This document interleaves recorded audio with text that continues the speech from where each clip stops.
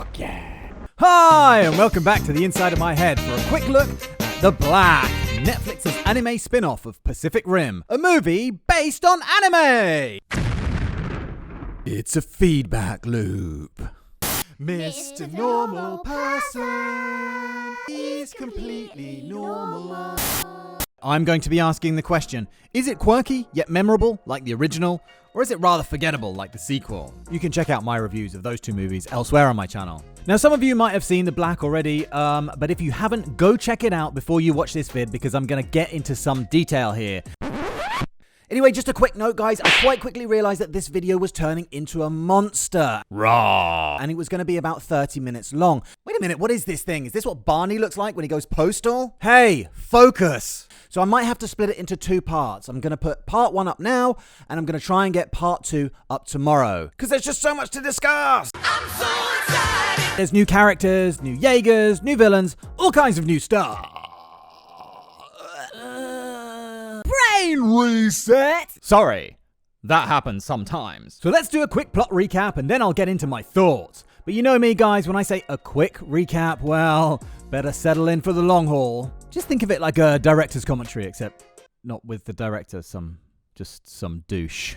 But if you want to skip the plot recap, there's some timestamps below. But if not, you know what to do. Pick up your nutsacks, grab your fanny flaps, and whatever else it is you got going on down there, and let's get this show on the road. So we open with a report that multiple breaches are opening across the Australian continent, and the PPDC are overwhelmed and issue retreat orders, telling people to get to the nearest large cities for evac. So right away, instant escalation here. Whereas in the first movie, there seemed to be only one breach happening at a time. Then in the second, there was 3 that opened at once. And then remember, all those kaiju converged on Mount Fuji. And here, there are multiple opening on a single continent. Damn you, you pesky precursors! Why can't you just be happy with your own universe? We want your Big Mac. And here's where we see our first new Jaeger. It's called Striker Berserker, and obviously it's the next iteration of the Striker line, piloted by Herc Hansen. Now, if that name sounds familiar, it's because it's this guy from the first movie. Now, what happened to this guy between his son dying in Striker Eureka in the first movie and the events seen here, we just don't know. But we know that after this, he went missing in action, and I'll explain how we know that in a bit. So Striker Berserker is fighting this Cat 3 kaiju. It's called an acid quill, and it's got these massive, oversized, powerful legs and these 2 little T-Rex arms, but also 4 spiked tentacles, which are pretty devastating. Striker Berserker spears it through the head with its arm blades, and the dead kaiju falls on top of Striker Berserker, pinning him to the ground, and then it cuts to black, and we cut away to another scene, and we don't see what happened here. So it might come back to that later or in the next season, I don't know. But either way, it was a pretty fucking cool opening. And then we cut to another Jaeger, called Hunter Vertigo, and its husband and wife pilot. We also see its wingman Jaeger, in a Jaeger that I'm guessing is called Zeus Marauder. And together, both Jaegers go off to find their kids. Their kids are Taylor and Haley, and they're being harassed by this guy. And I love the design of this guy. Look, he's got no neck, he's big, beefy. I love this guy. Anyway, they're rescued by their parents in Hunter Vertigo, and we get to see him use his cool shoulder-mounted ice cannons. One thing I noticed at this stage was that Hunter Vertigo has an AI called Root. And from the trailer, Atlas Destroyer has one too. So maybe that's a thing now? And maybe they always did, but in the movies, they never had an intelligence or personality. Zeus Marauder saves Hunter Vertigo, but then is killed right in front of them. And you really start to get a feeling of despair here. Something that I haven't had from this franchise before. A feeling that the war is lost. And with it, all hope. Not now, you little furry pillock. I'll crawl up your trouser leg and bite your nuts! Hey, you can't talk to him like that. Who the hell are you? I'm your mind's representative of PETA. I'll be keeping an eye on you. Great. Just great. That feeling only gets worse as Hunter is attacked by the same Category 3 from before. And then there's a really cool fight where Hunter has to rip off its own ice cannon and beat the kaiju with it, before ramming a nuke down its throat and then pinning it to the ground before it explodes.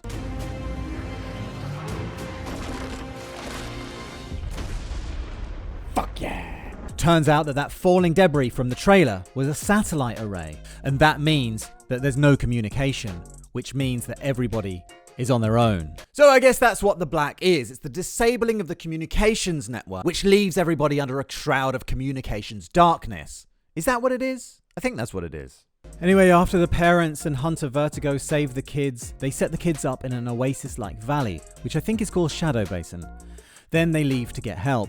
And of course, I'm not seen again for 5 years. So we blip forward in time 5 years, and the kids, older now, are constantly arguing about whether to accept that their parents are dead or not. When Haley finds Atlas Destroyer, a stripped-down old Mark III, in a bunker, and meets Loa, its AI. Haley skips through the tutorial and opens the hangar doors, which sets off a bunch of alarms and attracts a kaiju, a category 4 called Copperhead, the one seen in the trailer. Anyway, long story short, it kills all the other kids in the settlement before falling off of a cliff, but it's not dead. There's a weird bit here where Taylor goes, "Oh, Atlas, it's still here?" So, he knew there was a bunker right under where they were living, but he never thought to check it out for supplies or food, etc. I mean, in 5 years, it's a little bit hard to believe.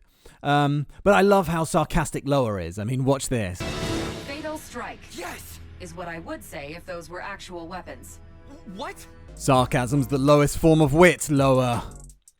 Anyway, if you watched my recap of Uprising, you'll know that one of my main gripes was about how the Jaegers were far too agile for skyscraper-sized mechanical robots. I mean, look at that. Did you just see that? He just did a limbo under a flying Jaeger. And this already has a touch of the same problem. But here, because it's a cartoon, it doesn't seem to be as big of an issue for me, and I'm inclined to let it slide. Aye. The next step opens with Haley struggling with the fact that she blatantly killed everyone as she hears what her brother really thinks of her during a drift. Now, this is another thing that's never mentioned in the movies. In the drift, you mind meld during what's called a neural handshake and see all of the other person's thoughts and memories. I mean, how would you feel if you had someone rooting around your mind, knowing all of your filthy little secrets? Anyway, that's followed by more Loa sarcasm. To avoid any confusion in the future, when you hear me say, warning, consider yourself warned. Easy there, girl. And then they realize they need a power cell, so they have to go to the PPDC recruitment center. And it's here that we see the first dog-like mini kaiju, which I think are the Rippers.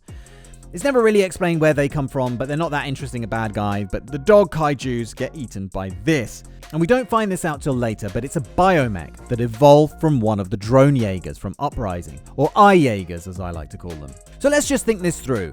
It's not a hybrid thing like these things, which had clone kaiju musculature fused into them. It's something that's evolved by itself. But hopefully we get to find out more about that later. On the search for the power cell, Haley finds this kid living in a vat of green fluid. Is he a clone or an experiment of some kind? We don't know yet, but trying to break him free attracts the kaiju dogs, and the vat kid uses some sort of telekinesis power and gets his first crush as he starts to see Haley as some sort of angel. Anyway, they grab the power cell, but they're still being chased by the kaiju dogs. The biomech comes to their rescue again, and animal cruelty! Animal cruelty! Oh, just go away already. Anyway, the kids have this talk about how the world's gone crazy with the biomech hybrid thing, with the mini kaijus, with the kid with the telekinesis, and honestly, I'm not sure I disagree. A part of me feel like this is diversifying too much. And there was something elegant about the simplicity of the precursors and their big monsters versus us and our big monsters. And it's all getting kind of out of control. But you know what, I'm still undecided, so let's come back to that. Anyway, after all that, it turns out that the power cell that they went through all this trouble to get is cracked and therefore unusable. But, you know, at least we picked up another mouth to feed. Oh, that's harsh. Poor kid. And then we get this moment, which, from a humanistic point of view, is better than anything in either of the movies. I wouldn't have made it through today without you.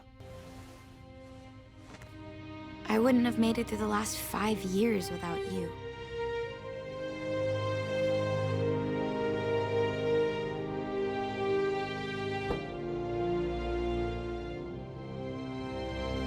Ah, lovely. And you know what that is? That's heart. And something I feel Netflix anime actually does really well. There are moments in Voltron that were really stirring and moving. And this reminded me of that just a little. Okay, you guys, I'm going to have to leave it there. I really hate having to chop the video in half like this. But like I said earlier, my plans have changed.